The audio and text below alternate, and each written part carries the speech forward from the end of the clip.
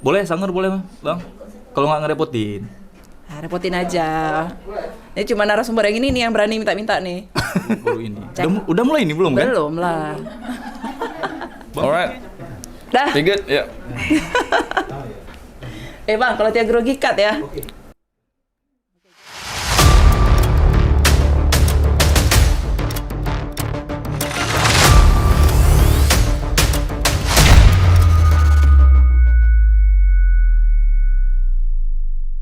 Assalamualaikum warahmatullahi wabarakatuh. Selamat pagi rekan pembangunan Aceh. Kita hadir lagi di Bacrit Bapeda Bercerita ya. Jangan lupa sebelum kalian nonton sampai habis di acara ataupun Bacrit kali ini, jangan lupa untuk follow sosmed kami. Ada di Instagram, Twitter, Facebook dan juga YouTube Bapeda Aceh ya. By the way, terima kasih banyak yang sudah mensupport kami dari awal. Kita bikin podcast Bacrit, kemudian ada yang menjadi sponsor juga seperti Bang Aceh, alhamdulillah. Dan terima kasih juga tuh ada kain-kain etnik dari khas tradisional Aceh yang pastinya ya. Karena apa? Bacrit ini kan sebagai juga wadah untuk mendukung para pelaku UMKM yang ada di Aceh. Luar biasa sekali. By the way, kita bakal ngebahas tentang sebuah negara, tentang sebuah klub sepak bola yang paling besar ya. Kita akan cek dulu, faktanya adalah Liverpool. Liverpool ini adalah klub sepak bola profesional asal Inggris yang berbasis di Liverpool ya. Dan ini didirikan pada tahun 1892 ya. Kemudian Liverpool ini merupakan salah satu klub terkaya dan memiliki supporter yang cukup banyak di seluruh dunia. Liverpool juga punya sejarah persaingan yang cukup panjang dengan klub sekotanya Everton dan juga dengan Manchester United. Ya, mohon maaf ya kalau salah-salah penyebutannya. Ya sorry ya, gue nggak suka bola soalnya kan. Oke, persaingan dengan klub sekota terkenal dengan nama Derby Merseyside. Oke. Sedangkan dengan Manchester United dikenal dengan sebutan North West Derby. Di bawah kepelatihan Bill Shankly di tahun 1964, Liverpool merubah warna tim mereka dari baju merah dan celana putih menjadi merah-merah gitu ya. Tapi jangan lupa juga kalau lagu Liverpool Fans Club adalah You Will Never Walk Alone. Wih, udah ada angguk-angguk. Tapi rekan pembangunan, kita nggak ngebahas banget soal bola seperti Liverpool ini. Tapi ini bukan tentang bola ya. Ini tentang seorang pemuda Aceh yang berkelana pemburu beasiswa. Ini sampai luar negeri. Ngapain aja kita bakal cari tahu bagaimana trik dan tipsnya juga untuk mendapatkan beasiswa, kemudian bisa menikmati suasana, pengalaman dan juga bisa minum es sirup dengan salju. Assalamualaikum, selamat pagi Bang Medi. Waalaikumsalam, selamat pagi Tia. Jangan grogi gitu ya? Enggak ya, oke aman. Terima kasih banyak Bang Medi. Bang Medi ini adalah dengan nama lengkap Muhammad Mediansyah. Ini laki-laki asal Banda Aceh. Iya. Oke. Bang Medi, kan kalau udah ngelihat segala macam CV yang udah Abang berikan ke Tia ini kan memang luar biasa. Aduh, langsung insecure sendiri sih. Nggak akan bisa sampai di situ sih kayaknya ya. Tapi nggak boleh patah semangat kan? Iya, pasti. Terima kasih Bang Medi sudah hadir di studio Bacrit di lantai 3, studio lantai 3 Bacrit di Bapeda Aceh. Keren. Dan Bang Medi ini adalah salah satu juga orang dalam dari Bapeda, masih sebagai ASN, alumni ya. Jadi balik lagi ke sini seperti reunian dengan teman-teman Om dan juga Tante Bacrit ya. Gimana rasanya balik lagi ke kantor Bapeda tapi dengan suasana yang berbeda di studio ini? Banyak yang berubah dari segi ruangan juga. Di sini dulu belum pernah ada ruangan ini, jadi pas masuk pertama juga wah luar biasa gitu kan. Settingnya juga bagus gitu. Teman-teman juga masih banyak yang kenal ya. Memang dulunya di ruangan apa? Dulu nih kita pakai kalau nggak salah ruang PDGA dulu, ruang untuk pusat geospasial, pemetaan. Ya, memang ruangan dulu. Om Chan ya? Iya kan? Ruangan Om Chan. Terima kasih Om Chan sudah menghibahkan ruangan Ada ini. Om Madi juga di sana, ruangan Om Madi. Oke. Ya. Bang Medi, nggak usah yang berbasa-basi. Pastinya juga kan rekan pembangunan Aceh juga pengen tahu sosok dari Bang Medi ini. Kok bisa sih suka sekali untuk berkelana cari beasiswa? Kenapa? Juga mereka kan pengen tahu bagaimana cara untuk mendapatkan beasiswa. Boleh tahu nggak sih perjalanan dari S1-nya di Jogja kan? Iya. Itu juga beasiswa. Enggak. Jadi S1 itu waktu itu 2003 pertama sekali diadakan UMUGM. Ujian masuk UGM di Aceh. Nah, sebelumnya kan dipusatkan di luar Aceh terus. Nah, waktu itu tesnya di UIN. Jadi coba-coba ikut tes karena memang sudah kelas 3 SMA, sudah harus memikirkan kuliah di mana. Minta restu orang tua, nggak kebayang juga sebenarnya saya S1 tuh salah jurusan sebenarnya. Nah, ini penting sebenarnya saya pengen cerita karena kan ternyata hal yang kita pikir waktu itu adalah kurang baik bagi kita, ternyata itu mengantarkan saya sampai dengan hari ini bisa S3 di Inggris gitu, jurusan itu gitu. Nah, jadi ada namanya di sana jurusan pembangunan wilayah di bawah Fakultas Geografi UGM. Nah, pemahaman saya waktu itu namanya keren gitu, jurusan pembangunan wilayah kan gitu. Ini saya pikir saya belum tahu itu fakultas apa, teknik apa, bukan gitu. Nah, pemahaman orang kita di sini itu geografi itu lebih ke FKIP ya, karena mungkin di Syah Kuala sendiri geografi itu hanya ada di keguruan, di fakultas keguruan. Sehingga sama kawan-kawan SMA waktu itu, wah untuk apa jauh-jauh katanya kan, kalau cuman ternyata Jadi geografi guru. di UGM itu adalah satu-satunya fakultas geografi di Asia Tenggara. Dan kita punya 5 jurusan, termasuk di dalamnya ada pemetaan, kartografi pengindaran jauh, nah itu foto udara. Nah, jurusan saya itu pembangunan wilayah gitu. Nah, di tahun pertama, tahun kedua saya masih coba keluar dari jurusan itu. Walaupun sudah lulus, sudah kuliah kan, tapi masih penasaran pengen masuk ke kampus-kampus lain lah, kayak ITB, UI gitu kan. Tapi ternyata setelah sampai dengan hari ini, ternyata jurusan geografi yang meluluskan saya bisa alhamdulillah kuliah S2 di Amerika waktu itu, beasiswa dari USAID, dan juga jurusan itulah yang mengantarkan saya S3 di Inggris gitu. Awalnya di S1-nya ngejar apa sih? S1 dulu yang paling saya ini teknik perminyakan. Ya, biasalah itu kan masih dengan teman-teman seangkatan SMA kan. Jadi kalau nggak teknik gitu kan perminyakan ataupun teknik sipil gitu ya. Tapi begitu saya ngelihat satu jurusan ini pembangunan wilayah. Memang nama jurusan dia pembangunan wilayah, kayaknya keren gitu. Nah, ternyata setelah saya di dalam, wah di bawah Fakultas Geografi gitu. Nah, ternyata di luar negeri itu itu Fakultas Geografi itu lebih famous sebenarnya. Dan itu hal yang berbeda dengan Faculty of Engineering ya. Kalau engineering di luar memang benar-benar engineering dalam artian teknik mesin, teknik elektro gitu. Tapi kalau yang sifatnya arsitek kayak di kita itu kebanyakan bernaung di bawah School of Geography gitu.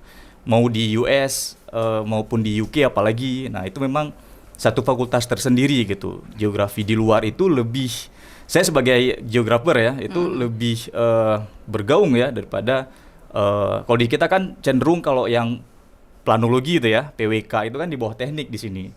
Nah, di luar itu rata-rata yang urban and regional planning itu tidak di bawah engineering.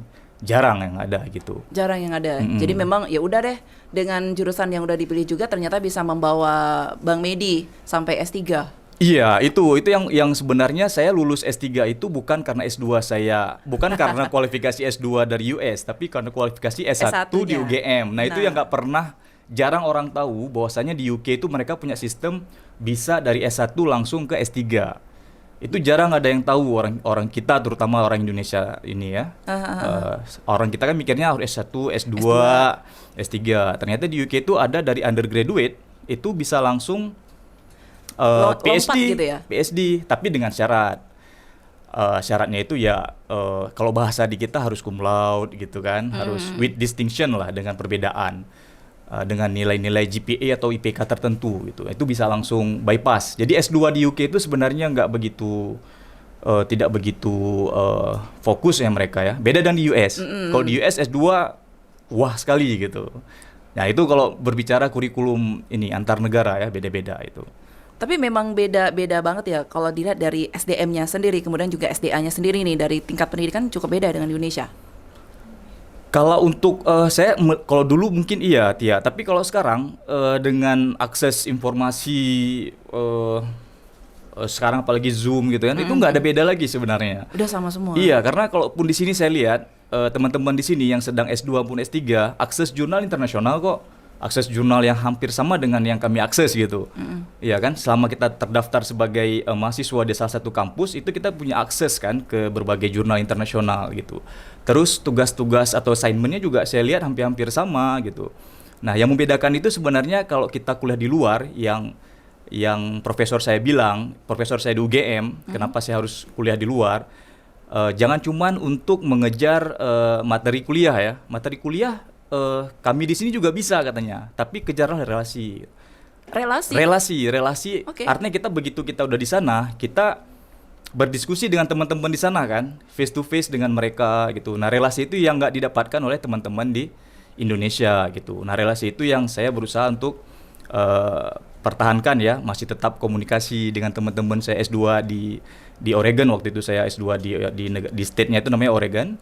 Dan juga di Inggris gitu. Jadi kita lebih ke internasional ya. Kita di situ bisa merasakan, wah kita diverse sekali gitu kan. Ada orang India, ada orang dari Amerika Latin gitu. Nah, yang bukan English speaking countries lah gitu. Jadi situ lebih ini ya, lebih terasa kita kuliah di luarnya gitu. Iya sih. Tapi kan di sana juga banyak dari pendatang ataupun mahasiswa dari Aceh juga banyak di Liverpoolnya sendiri. Enggak, kalau di Liverpool itu kota besar, tapi tidak sebesar London pastinya. Tidak sebesar Manchester dan juga tidak sebesar Birmingham. Kalau pernah dengar tuh Birmingham kota yang kalau di lagunya Tantowi Yahya itu kan ada tuh From Birmingham to Ohio ya kan. Birmingham itu kota bagus, kota besar, kota pendidikan juga ada. Nah, tapi Liverpool termasuk kota besar dan dia sebenarnya salah satu kota di Northwest tadi yang Tia sebutkan tadi di region Northwest itu yang punya aksen unik. Contoh Indo. Itu aksen uniknya itu kalau memang orang British sendiri itu kalau di parlemen kalau ada perwakilan dari Liverpool mereka butuh yang namanya translator. Okay. Jadi contoh ya satu kosakata gitu ya. Kalau umumnya kita kan pahami ayam itu chicken ya. Even di US juga chicken biasa gitu ya. Tapi kalau udah masuk ke Britishnya Liverpool, tapi kalau British secara umum juga chicken gitu. Tapi kalau Britishnya Liverpool itu mereka nyebutnya chicken. Jadi kalau kita nggak cepat nangkapnya kan, chicken itu kan kayak ada pronunciation dari tenggorokan gitu kan. Iya. Itu kalau nggak terbiasa nggak dapet gitu Tia. Tapi kalau berbicara di kampus, kehidupan di kampus itu profesor sudah terbiasa dengan mahasiswa internasional. Itu, ya. Sehingga mereka tidak menggunakan. Tapi kalau ini kita berbicara kalau kita belanja nih. Nah, termasuk istri saya juga. Itu awalnya udah ya bahasa Inggris juga dia pas-pasan, tapi begitu kena Scouser namanya. Nah, mungkin kalau teman-teman yang nonton ini yang penghobi bola itu kalau dengar Steven Gerrard ngomong, nah itu orang Asolo Liverpool. Asolo. Steven Gerrard, Wayne Rooney ya, kalau kalau angkatan-angkatannya saya gitu ya. Nah, itu memang mereka kental sekali dengan British Scousernya, dengan Scouser aksennya gitu. Wow. Nah, itu Liverpool. Ini kan luar biasa sekali. Saat Bang Medi menceritakan tentang kehidupan di sana, kemudian beasiswa juga. Perasaannya tuh lagi didongengin gitu ya. Sampai kita ngopi kayaknya ya. Oh iya, boleh. Ini kopi terenak yang ada di kantin Bapeda Aceh. Jadi jangan lupa juga untuk masyarakat, adik-adik, abang-abang, om-om semuanya mampirlah ke Bapeda Aceh. Bisa langsung naik ke lantai 3 untuk nonton kita. Bisa juga sambil ngopi. Sambil ngopi boleh ya Bang Medi ya. Biar santai. Orang juga masih jet lag juga. Iya, makanya di sini kan bedanya 6 jam sebenarnya. 6 jam. 6 jam mundur ke belakang ya, kawan-kawan ya. Jadi 6 jam itu lebih cepat kita di sini di Indonesia. Jadi kalau sekarang sekitar jam 9 berarti di sana jam 3 malam. Iya, betul. Makanya saya komplain sama Bang Fikri kemarin. Kalau jam 9 pagi, Bang, badan saya masih minta tidur jam 3 malam. Itu namanya jet lag kan. Memang itu ada gitu kan, karena udah terbiasa gitu. Pak Medi, orang-orang di sana, khususnya orang Aceh ini masih berbahasa Indatu? Masih? Oh iya, jadi kami di sana nama perkumpulan orang Aceh itu Forum Rangkang Nanggro. Tapi kalau udah kumpul, kami tidak menamai diri Forum Rangkang Nanggro. Jadi? Tapi Forum Pecinta Asam Sunti. Asam Sunti. Ya, itu. Karena emang orang Aceh nggak bisa jauh dari Asam Sunti dia. Ini tuh saya rasakan. Iya, betul ya. Tapi Bang, iya sih Asam Sunti. Cuma gini, by the way, di sana kan makanan juga kalian harus milih-milih mana yang halal, tapi banyak yang halal katanya ya, karena memang mayoritasnya Muslim juga di sana. Betul. Oke, nggak sulit dong untuk cari makanan yang halal. Tapi kalau untuk makanan Aceh sendiri, asam sunti, kerupuk muling, pulau yang lain, ada segala macam. Ikan kemamah ya, engkau kemamah. Iya. Mereka pemasok dari mana? Istri abang ya katanya ya.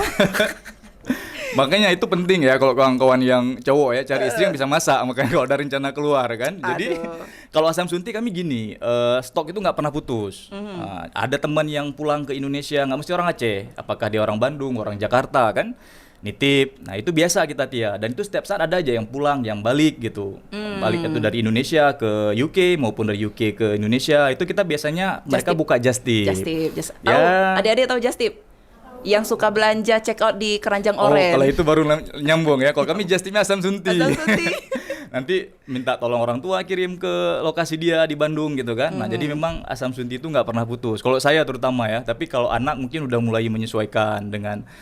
Makanan western apa sih? Tapi memang nggak bisa. Kalau kita yang udah dari kecil makan makanan Aceh, kalau saya ya susah memang karena mereka makannya sandwich. Sandwich ya. Profesor saya Tia itu kalau lunch itu dia lunch itu simple gitu. Sandwich itu roti, terus di dalamnya Telur, iya sayur, telur sama beef. sayur itu kan. Uh-huh.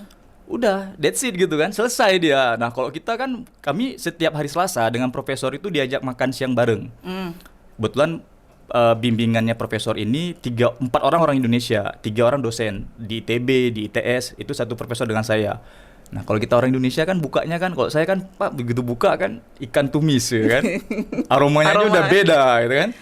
Nah mereka nggak, simple itu aja udah selesai makannya gitu. Tapi Mereka pernah nyoba nggak sih? Ya, apa itu? kalau sate ya. Sate. Iya, tapi kalau yang udah kuah yang udah hampir kayak itu seperti Kari mereka itu bukan tipe mereka, kari udah kurang. Tapi Ya. kalau kayak sate, nasi goreng, nah itu favorit loh. Nasi goreng sama sate kita itu, karena sate juga kurang lebih kan oke lah bagi mereka. Iya, iya, seperti barbecue gitu Iya, ya. seperti barbecue Iya, daging gitu. panggang. Oke lah. Iya. Teman-teman dari adik-adik LP3I boleh ya nanti tanya. Langsung nyimpen HP. Kenapa, Say? Ada mungkin yang nanya pengen tahu cara mendapatkan beasiswa atau cara mendapatkan suami dari luar negeri. Ini pakarnya ya. Tadi kembali lagi ke, nanti angkat tangan aja ya.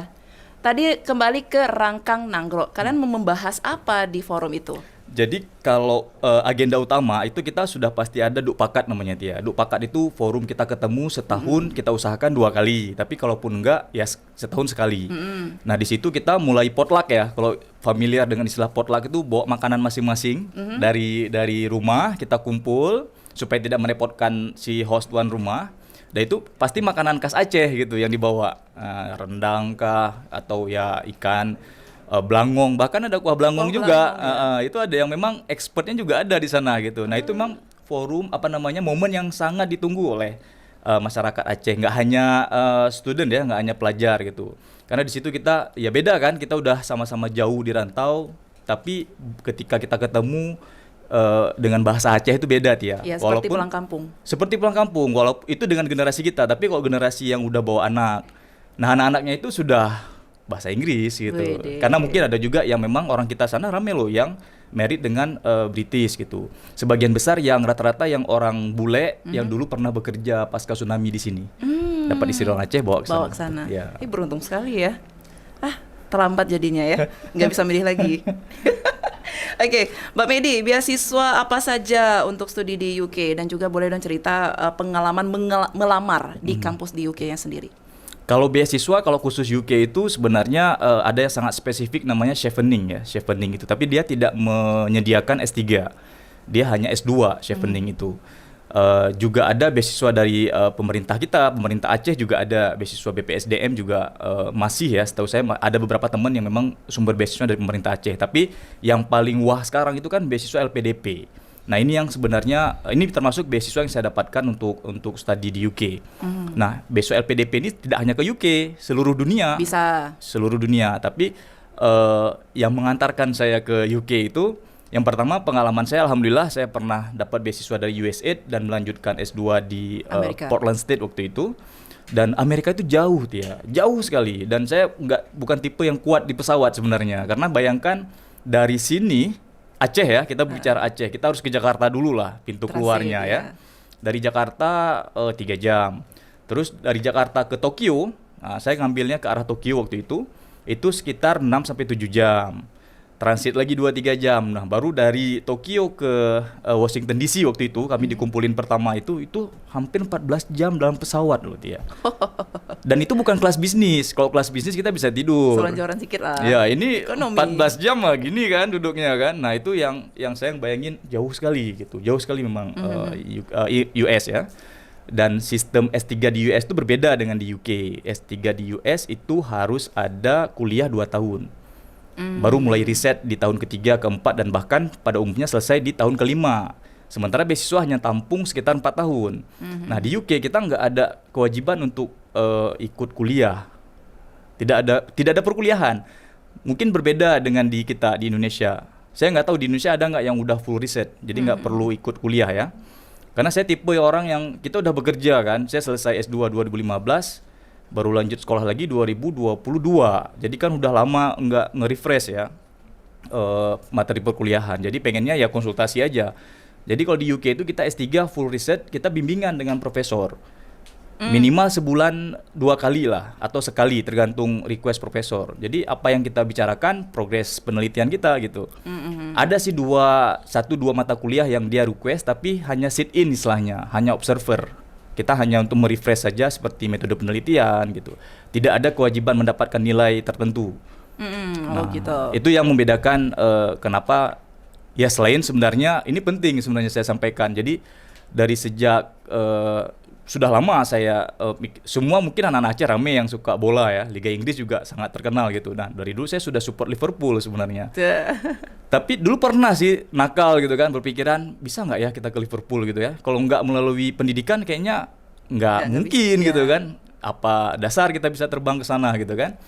Saya pikir ya melalui pendidikan salah satunya, sekolah ya. Tapi ternyata hal yang kita tanamkan dari dulu itu terwujud ya. Jadi ada satu kepuasan ya, ada suatu yang mengantarkan saya, bahkan di wawancara saya dengan profesor, di penghujung wawancara sebelum dia menyatakan dia bersedia membimbing, kemudian saya lulus di kampus itu, di penutup itu dia nanya, kamu sebenarnya supporter Liverpool atau Everton katanya. Dia tahu karena rata-rata emang yang sekolah ke sana tuh kebanyakan ya fans sepak bola Liga Inggris gitu. Nah, saya bilang saya pendukung Liverpool. Wah, di situ dia bilang wah saya pendukung Everton katanya. Itu udah profesor pas saya. gitu ya. Keren juga ya kalian. Jadi memang ucapan ataupun doa dan harapan bisa terwujud juga sih. Betul. Iya. Luar biasa sekali. Keren-keren. Oke, Bang Medi. Ini kalau Tia pribadi boleh bilang kalau Bang Medi ini kan gila belajar ya. Iya kan? Iya S1, S2, S3 sekarang nggak capek kalau belajar. Dah, oke. Nanti tolong dijawab. Satu lagi. Boleh tahu untuk mencari informasi terkait dengan beasiswa. Sorry, karena Tia sendiri kan pengen nih S2, tapi kayak yang gue harus nyari di mana informasi untuk mendapatkan beasiswa. Kemudian mengasah skillnya juga di Aceh ini nggak dapat informasi. Boleh di-sharing nggak sih ke adik-adik yang lagi nonton? Ya, yang pertama Tia, sebenarnya kalau dibilang gila belajar nggak juga ya. Tapi ya itu, saya juga ketika sedang kuliah S2 itu gini, sebelum S2 selesai S1 alhamdulillah keterima di bekerja di pemerintahan, sudah bekerja normal. 2008 saya selesai, 2007 saya selesai kuliah, 2010 mulai bekerja di pemerintahan, kemudian baru berangkat sekolah lagi di 2013. Waktu itu memang waktu S1 nggak kepikiran bakal S2 apalagi S3 gitu kan, tapi begitu sudah di kantor gitu kan, ada rasa kayaknya pengen sesuatu yang baru gitu kan, pengen sekolah lagi gitu. Nah terus di situ ya coba-coba lihat peluang. Waktu itu ada sebenarnya gini Tia, kalau ini terkait dengan yang nomor 2 ya, pertanyaan kedua, ketika kita menanamkan sesuatu yang ini pengalaman saya setidaknya, ketika kita memilih passion ya di bidang tertentu, itu ada aja informasi yang kita dapatkan gitu. Jadi tidak begitu pasif ya, artinya pada saat itu wah ada keinginan untuk sekolah, iseng-iseng gitu kan, buka informasi, ada yang teman yang ngabarin gitu. Ini ada sosialisasi beasiswa USAID waktu itu di kantor wali kota. Saya datang, terus saya sempat nanya gitu kan, dan saya lulus S2 dulu dengan TOEFL 450 ke Amerika, which is nggak ada yang bayangin, karena orang ketika sekolah ke luar negeri ya pasti mikirnya 550 gitu kan, sudah harus ke sana gitu. Nah ternyata beasiswa ini istimewa, dia menargetkan memang yang orang-orang yang tidak cukup syarat bahasa Inggrisnya untuk training dulu di UI. Jadi kita di training 6 bulan dia di Salemba waktu itu di UI sampai improve skor TOEFL-nya. Nah, itu karena ada keinginan ya dan kemauan gitu. Akhirnya peluang dapat, saya coba susun. Memang paling melelahkan kalau kita apply beasiswa itu. Mungkin teman-teman yang sekarang sedang mencoba apply beasiswa itu pasti harus mengelengkapin rekomendasi dari profesor yang S1 misalnya kalau untuk S2 kan. Kita harus komunikasi lagi. Makanya saya alhamdulillah dengan profesor S1 saya itu sampai sekarang masih bagus. 2003 saya masuk di UGM, 2007 saya selesai. Yang merekomendasikan saya di S2 dan S3 profesor saya dari S1 gitu. Nah, itu penting sebenarnya. Jangan teman-teman yang sedang kuliah ini harus bagus hubungan dengan pembimbing gitu ya, dengan ini. Karena beliau ini akan menjadi promotor dalam karir pendidikan kita ke depan. Setuju ya. Ini adik-adik nih. Kalian baik-baik tuh sama Miss Ri, sama Miss Susi juga ya. Ya nggak sih, Miss? Oke, Mbak Medi, ada kayak laman khusus atau link khusus untuk mencari informasi beasiswa itu, boleh dong dibantu? Nanti kan teman-teman juga bisa ngelihat ada tulisan di bawah ini. Sebenarnya ada satu hal yang menarik nih, tiap pengalaman saya melamar beasiswa LPDP. Jadi di LPDP itu ada yang namanya PK, persiapan keberangkatan. Siapapun yang sudah lulus dari beasiswa LPDP itu wajib mengikuti PK. Nah, biasanya satu gelombang PK itu 200-an orang. Nah, di angkatan saya sendiri, dia setahun biasanya ada 4-5 PK lah kalau dulu yang kami ini ya. Itu dari 200-an orang, itu yang dari Aceh saya sendiri. Makanya di situ saya bingung gitu kan loh. Ketika sudah terkumpul gitu ya, kemana yang lain gitu. Saya coba nanya ke teman-teman gitu yang sama-sama ini. Nah, mereka bilangnya nggak dapat informasi gitu. Saya pikir nggak mungkin gitu nggak dapat informasi. Karena sekarang website, ya apalagi medsos sekarang kan dari HP juga bisa pasti ada. Minimal akun Instagramnya LPDP pasti gampang diakses gitu ya. Dan saya pernah audiensi dengan kepala badan BPSDM kita, karena saya harus ngurus tugas belajar gitu. Saya tanya, Pak, kalau beasiswa pemerintah Aceh dibuka, rata-rata yang ngelamar itu berapa orang, Pak? Meribe, kata Pak Saridin gitu. Oh, kok bisa, Pak? Saya bilang kan. Makanya saya juga heran. Jadi saya ngelihat teman-teman kita di sini itu sepertinya hanya terfokus pada beasiswa lokal gitu. Ya, padahal beasiswa di luar itu banyak sekali peluangnya. LPDP kita berbicara ada banyak, ada targeted ya, ada targeted yang memang ada yang khusus PNS, ada yang afirmasi yang khusus daerah terbelakang, ada juga beasiswa AS ke Australia. Itu malah Aceh termasuk 5 provinsi yang diprioritaskan. Itu khusus kalau udah atas sama dari Aceh, perempuan nih lagi kan, adik-adik ini semua cewek kan. Perempuan, kemudian dari Aceh itu GFA namanya, Geographical Focus Area. Fokus mereka, artinya prioritas sangat-sangat diprioritaskan untuk diistimewakan. Tapi ya gitu, porsi yang lulus saya nggak tahu ya di mana ininya gitu. Berarti kan ada sortirnya lagi dia kan? Pasti ada administrasi. Mungkin yang saya pahami dari teman-teman yang sempat ngobrol itu ya bahasa. Memang kalau sudah kuliah di luar itu mau nggak mau ya bahasa. Balik lagi ke persyaratan bahasa. Tapi nggak mesti yang kita tuh harus fluent kali bahasa Inggris, enggak. Saya juga walaupun sudah di luar juga enggak yang karena itu bukan bahasa ibu kita gitu. Jadi tapi selama kita paham ya, selama kita struggle juga dengan profesor gitu, kadang-kadang makanya kita pakai rekaman gitu. Kita minta izin setiap bimbingan tuh kita ngerekam supaya di rumah. Begitu juga di perkuliahan waktu saya S2 gitu, saya minta izin rekam. Karena bagi orang bule di sana memang native language dia gampang langsung nyerap kan. Kalau kita saya review lagi setelah di kelas, mungkin dari 100% cuma 20% yang saya tangkap. Tapi dari rekaman kan kita bisa mengulang, ini poinnya, ini poinnya gitu. Itu kita butuh tambahan ya. Kalau teman-teman di sana untuk ngerjain satu paper, satu halaman itu dalam setengah jam paling lama, kalau saya butuh 3-4 hari. Karena harus bawa dulu ke language center di kampus untuk filter ininya, proofreadingnya gitu. Betul. Nah itu banyak struggle-nya sebenarnya kita sebagai tapi kita harus survive lah ya. Ini setingkat bapaknya aja yang udah S3 tuh masih ada kendala dalam segi berbahasa mungkin gitu ya. Apalagi anaknya Bang Medi ini namanya Jinan. Apa kabar Jinan? Alhamdulillah sehat. Jinan sekarang udah elementary ya? Secondary school. Oke, sorry. Nah, kalau si Jinan sendiri bagaimana dulu waktu dia ketemu dengan teman-teman dengan beda yang kulturnya juga teman-teman berbeda, mulai dari agama yang pastinya, bahasa. Kendalanya apa lagi yang dirasakan Jinan? Mungkin dia pulang ada curhat gitu sama bapaknya gitu. Baba. Awalnya memang yang kita khawatirkan bahasa Tia yang paling ini ya, dan gurunya juga sempat concern terhadap bahasa. Nah sebelum berangkat kami privatekan dia kursus bahasa Inggris kan dia. Tapi lagi-lagi saya ngelihat itu mungkin pendapat saya pribadi ya. Lembaga kursus bahasa Inggris kita di sini tuh terlalu terpaku dengan struktur ya. Dengan mungkin itu penting memang penting kalau kita ikut ujian ya. Tapi sebenarnya yang lebih penting adalah speaking kalau saya ngelihatnya. Speaking dulu nih gitu. Nah, kalau udah speakingnya bagus, saya ngeliat di sini lebih banyak ke misalnya belajar TOEFL itu ya struktur itu kan, subject verb yang harus ada past tense. Nah, itu kalau udah masuk tenses kan pasti pada mundur terus gitu kan. Ada 14 tenses itu. Sebenarnya ketika kita sudah di luar negeri itu ya kita juga orang Indonesia kapan sih pernah menggunakan bahasa Indonesia yang baik dan benar EYD kan, dia kan. Jarang kan kalau udah ketemu kita juga pakai bahasa hari-hari. Nah, begitu juga orang bule gitu.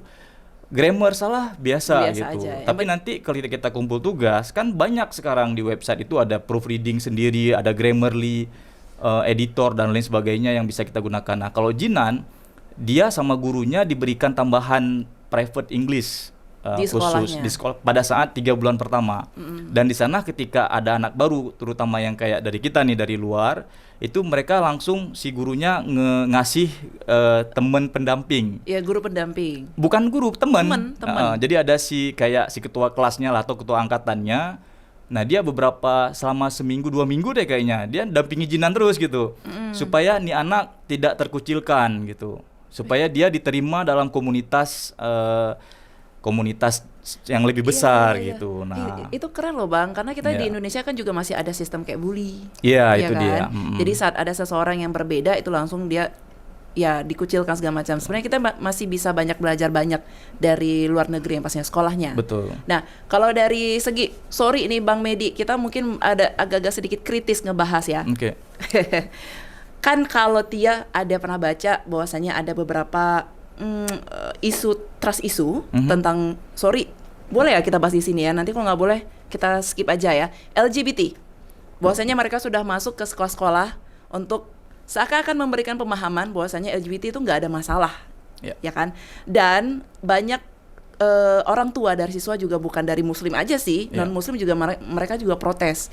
Boleh tahu nggak di siklus sekolahnya Jinan sendiri untuk dia kan udah bisa memilah mana yang boleh, mana yang nggak, mana yang haram dan halal gitu. Yang pertama mungkin untuk mengantar Jinan sendiri, dia kalau di sini sama teman-teman dia itu kelas 1 SMP dia. Nah, di sana di UK karena sistem pendidikannya itu umur 5 tahun, semua anak umur 5 tahun sudah harus year 1 atau kelas 1 SD. Dan di sana menariknya tidak ada istilah tinggal kelas. Nggak ada. Oh, di kita saya nggak tahu ya apa masih ada nggak tinggal kelas itu. Masih ya. Di sana pokoknya anak umur berapa sudah ada. Oke, jadi Jinan proses dia masuk pertama itu yang me-assign atau yang menempatkannya itu adalah city council atau pemerintah kotanya. Jadi kita orang tua mendaftar ke city council, nanti si pemerintah kotanya yang menentukan sekolah mana berdasarkan radius. Zonasi paling dekat gitu ya. Dan itu sangat fair. Nah, Jinan dapat sekolah yang alhamdulillah dekat sekali dengan rumah kami gitu. Dan teman-temannya di sini kelas 1 SMP, Jinan kelas 2 di sana, kelas 2 SMP karena memang umur 13 tahun sudah harus year 8 atau kelas 2 SMP. Naik satu level gitu. Nah, balik ke yang persoalan tadi itu, jadi kami melihat di sekolah Jinan ini dan fasilitas sekolah Tia yang membedakan ya. Itu kayaknya nggak ada gedung di Banda Aceh ini yang seperti sekolahnya dia di sana gitu. Besar sekali, fasilitas lapangan olahraga lengkap. Itu memang tipe sekolah-sekolah di luar negeri ya yang memang investasi pemerintahnya itu besar sekali untuk fasilitasnya itu lengkap. Gedungnya gedung mewah gitu kan. Jadi dari segi fasilitas itu luar biasa. Nah, dia dapatnya di sana hampir semua sekolah itu di bawah School of Church ya, di bawah gereja gitu. Jadi tapi penerimaan terhadap kita Muslim itu luar biasa. Memang yang saya rasakan kehadiran Muslim di UK itu perkembangannya pesat sekali.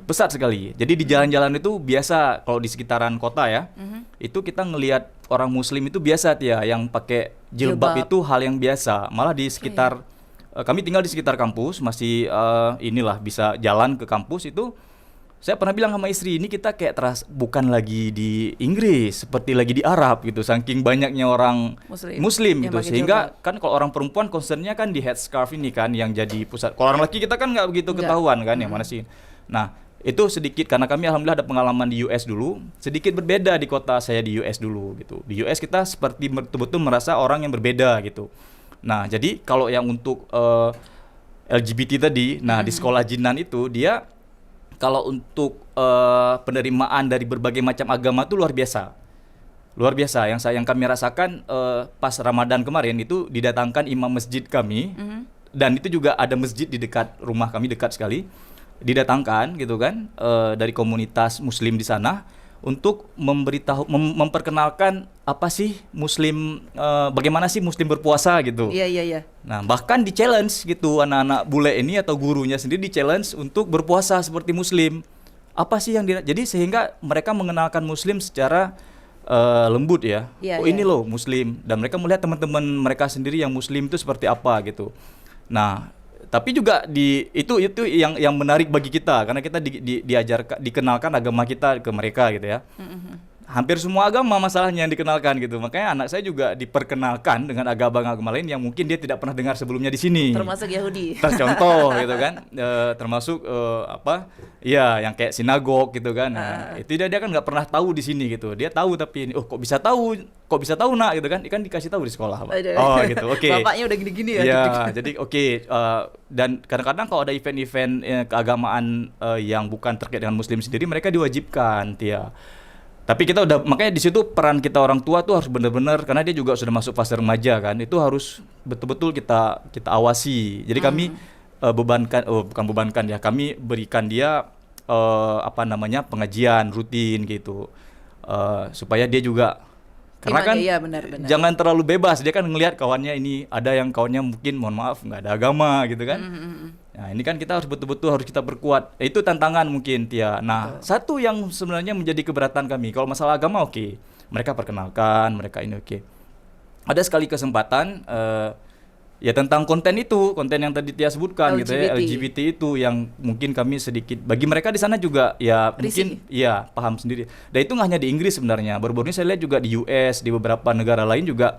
Bahkan tidak hanya muslim yang menolak itu. Iya benar, non-muslim juga menentang. Menentang itu. Nah, konten-konten seperti itu diperkenalkan misalnya mulai dari simbol-simbol mereka gitu kan, disuruh gambar. Pelangi. Ya, diberikan pemahaman bahwasanya that's fine to be itu misalnya. Betul. Jadi kan jadi Jinan sendiri dia merasa, alhamdulillah dia sudah paham, dia merasa itu bertolak belakang dengan ini dia. Dan nggak hanya Jinan, teman-teman muslim yang lain. Iya. Nah, itu yang kemudian tapi belakangan sudah mereda. Makanya di sana ada komunitas muslim di sana yang berusaha untuk mendirikan sekolah muslim sendiri supaya itu, karena fase remaja ini fase yang sangat rentan, sangat rentan kalau dari segi, kalau kita nggak kuat berikan pemahaman agama ya itu tantangan tersendiri bagi kami kan yang merantau di luar ya. Benar ini kalau kita bicara soal Jinan ya, nanti Jinannya suruh nonton juga ya. Oh iya, boleh. Ada Tante Batrit ngefans sama Jinan. Jinan punya cerita unik katanya ya soal jilbab, pakai jilbab. Dia men-challenge temannya. Kemudian dia juga katanya sempat dipanggil oleh kepala sekolah karena dia nggak mau menggambar konten LGBT. Boleh cerita nih, itu kalau untuk men-challenge temannya, sebenarnya teman-teman dekat dia, Rameo juga orang muslim yang di sana tidak berjilbab gitu. Nah, ada teman dekat dia itu temennya juga nggak hanya muslim, teman-teman dekatnya mereka ada kelompok-kelompok juga lah gitu. Ada juga yang asli bule di sana gitu ada. Nah, jadi ada satu temannya yang belum jilbab gitu. Jadi dia cerita di rumah gitu. Besok kami challenge satu orang ini untuk pakai jilbab katanya. Oke, karena challenge kan satu hari, one day using headscarf katanya. Oke. Jadi begitu udah di hari itu kan semua teman-teman yang belum tahu itu kan pada kaget. Wah, ini pakai jilbab. Memang dia muslim gitu kan. Sini mulai pakai headscarf kayak gitu. Nah, terakhir dia besok dia bilang kan mau buka. Kan dibilang sama teman-temannya Jinan gitu kan, Jinan dan teman-temannya. Oke, besok kamu sudah boleh buka katanya. Karena cuma dianya yang malu gitu. Iya. Teman-teman yang lain they will kill me katanya kalau saya buka. Itu bercandanya ya. Artinya bener. Dia merasa dia sudah menggunakan headscarf kok sekarang buka gitu. Nah, itu jadi hal yang malu. Akhirnya sampai sekarang alhamdulillah istiqomah itu anak pakai jilbab. Alhamdulillah banget tuh orang tuanya si temannya Jinan udah bangga banget. Mungkin kaget ya orang tuanya kenapa anak tiba-tiba jilbab ya. Nah, itu saya tanya, Jinan kok iya Jinan bah yang ini. Oh terus saya kasih pemahaman, nak segala sesuatu tuh nggak boleh kita paksakan.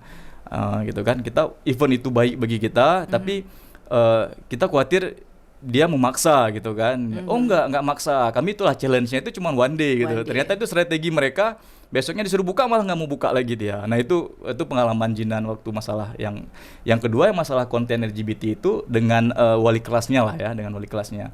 Jadi disuruh gambar pelangi gitu kan, dalam konteks yang mengarah ke situ gitu. Nah Jinan nggak mau, tapi pulang-pulang dia nangis gitu kan. Tapi dia nggak cerita ke saya, mungkin lebih nih ke ibunya ke mamanya. Jadi cerita, ya istri saya cerita gitu di sekolah ini.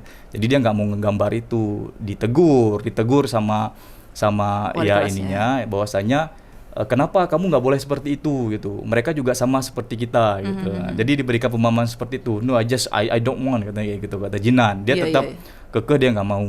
Nah tapi tidak ada tindakan lebih lanjut ya. Kalau misalnya nggak ada punishment, nggak ada. Iya, kalau itu mungkin kami akan komplain gitu ya. Tapi ini enggak. Jadi ya konten itu sudah menjadi isu yang besar sebenarnya Tia, di Inggris, di negara-negara lain juga seperti itu gitu. Oke. Jinan, kamu keren sekali.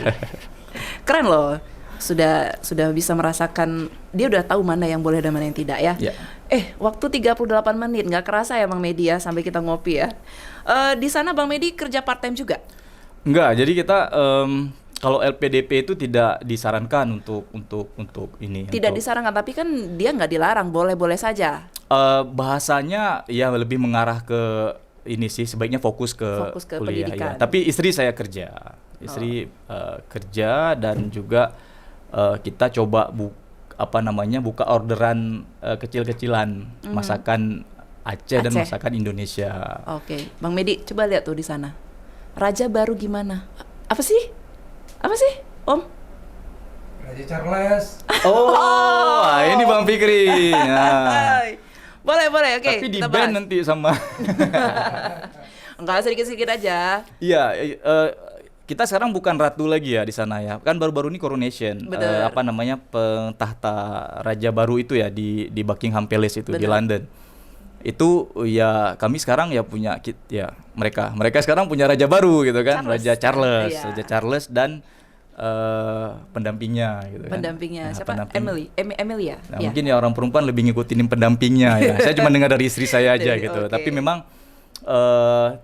di sana memang monarki ya. Makanya saya kalau membedakan Inggris dengan Amerika itu, ya Amerika ya benar-benar mereka orang Inggris yang modern gitu ya.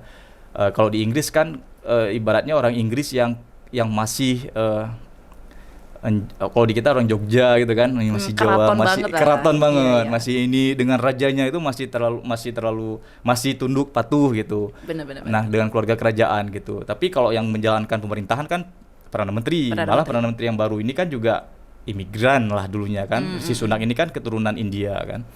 Nah, malah wali kota London juga ada Skotlandia juga itu Muslim di sana. Jadi memang nggak ada masalah dengan raja baru. Nggak ada masalah ya? Masalah. Kenapa Om Fikri mau jadi raja baru di sana? Tapi yang menarik Tia, satu yang mungkin nambahin yang Tia intro tadi, mungkin sebagian tahu, sebagian nggak tahu. Soal? The Beatles itu lahir di Liverpool. Iya tahu The Beatles. Itu. Ya. Jadi kalau pecinta musik itu, kita di Liverpool itu ada museum The Beatles. Nah itu ada museum, ada jejak.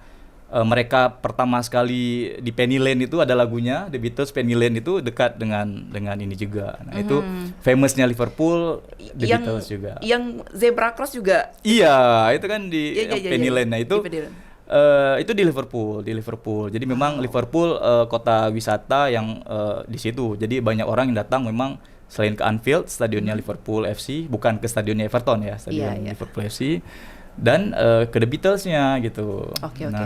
Menarik loh Bang Medi berbicara tentang London, Inggris dan juga Liverpool dan juga dunia pendidikan yang di sana. Ada yang mau nanya nggak? Kita mau berakhir. Halo sayang, siapa namanya? Nuzul. Ya. Itu yang ditanggung hanya beasiswa pendidikan atau sampai ke beasiswa hidup, gaya hidup kita lah gitu maksudnya. Contohnya kan abang bawa anak, bawa istri gitu. Itu gimana tuh? Oke, jadi biar Tia jelas karena nggak masuk audionya ya. Di sana tuh beasiswa ditanggung semuanya, include karena Bang Medi juga bawa anak, bawa istri, atau hanya pendidikan saja? Monggo. Ini kalau saya prediksi, siapa tadi Nuzul ya? Nuzul. Sudah jauh punya visi yang jauh ya. Dia mau bawa suami ke sana. Iya, itu dia kayaknya ya. Udah siap-siap untuk ini. Mudah-mudahan diperlancar semua ya. Kalau memang paling ideal kalau sudah berpasangan kita ke sana ya. Iya. Jadi nanti nuzul yang kuliah, Sekolah. suami paksa suruh kerja nyari pound sterling di sana. Jadi kalau untuk LPDP ya, Nuzul, kalau untuk LPDP itu alhamdulillah hanya untuk S3 tapi itu diberikan tambahan tunjangan keluarga. Wih. Di tahun kedua, jadi program mereka misalnya kita diberikan oleh kampus 3 tahun, berarti di tahun kedua diberikan tambahan 1 istri, 1 anak.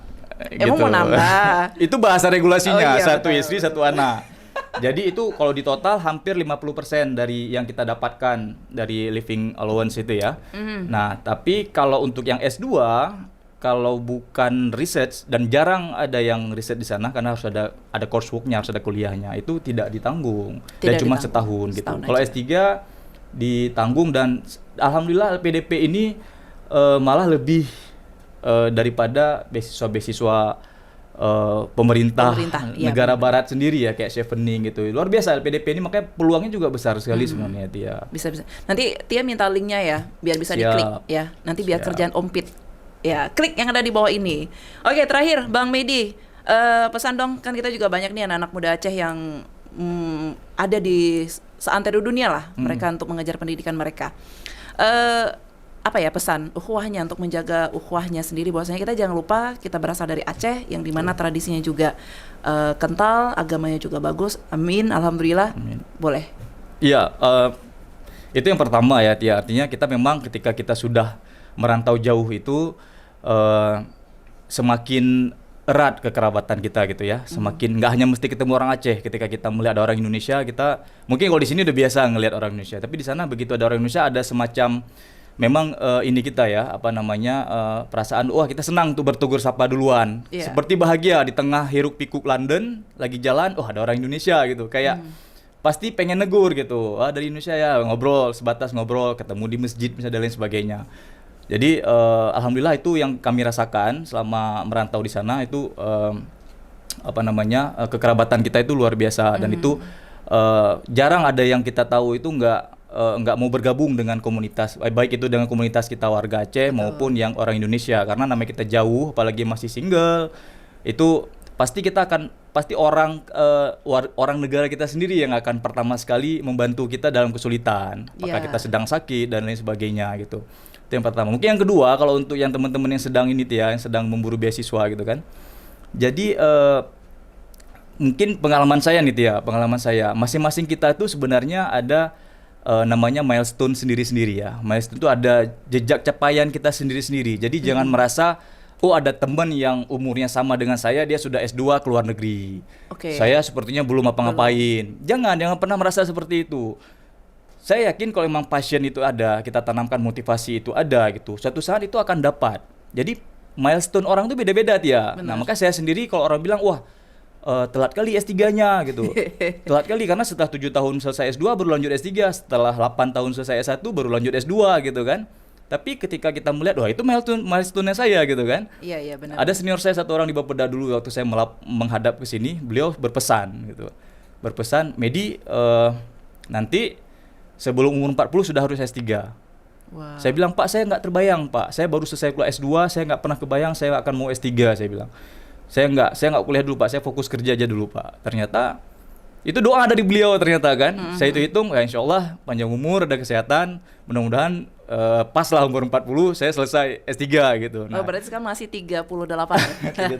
Masih muda loh. Masih muda benar. Makanya itu milestone kita beda-beda ya. Ada orang yang selesai S3-nya itu di umur 28 ada, Iya, banyak. iya, Nah, jadi nggak usah terburu-buru, jangan merasa pesimis gitu kan.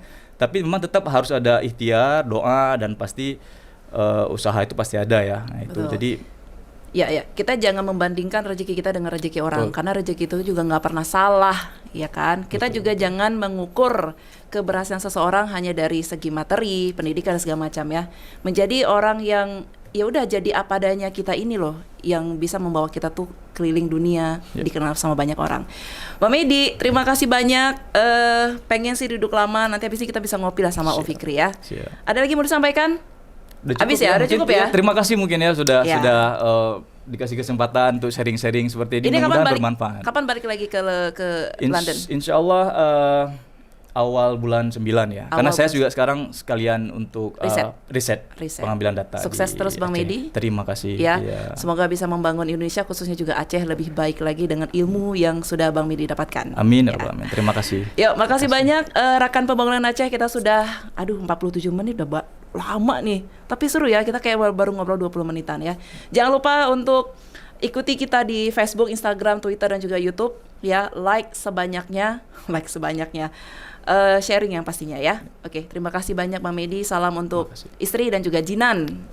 Kita pamit ya. Assalamualaikum warahmatullahi wabarakatuh. Selamat pagi. Sampai jumpa. Keren. Minum.